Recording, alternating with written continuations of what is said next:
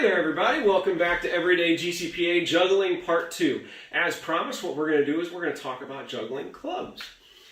So the first thing that we need to think about when we're juggling clubs is where are we going to hold the club. So the place that we want to hold the club is at the top of the handle. This is where we have the most control over the club when we're rotating it. If we hold it down here at the end, what happens is that there's too much weight on the end and it's very difficult to control.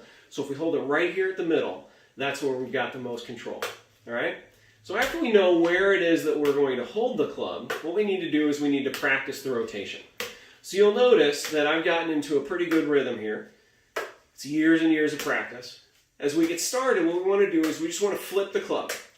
Figure out what that rotation is, feel that rotation out, and once we get it down where about 98% of the time the club is rotating the same speed and we're catching the club in the same spot, then what we want to do is we move on to the other hand.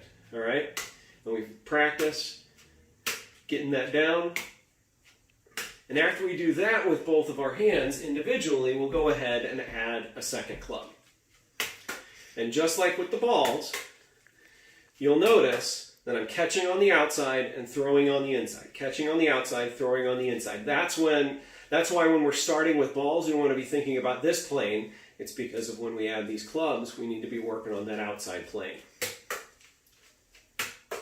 And then after we get comfortable with these two clubs, what we'll do is we'll go ahead and add the third club in. And here it'll take us a little bit of time to figure out what our rhythm is, but we'll find our rhythm. You'll even notice here that I've got a little bit of a jagged rhythm today. That's all right. But after you get that rhythm, then you can start thinking about tricks. And that right there is your intro to juggling clubs. So if you're learning how to juggle, clearly you're not at clubs yet, you're still working on those balls, go ahead and take those videos, post them up, tag us at GCPA STL, #EverydayGCPA. Happy juggling!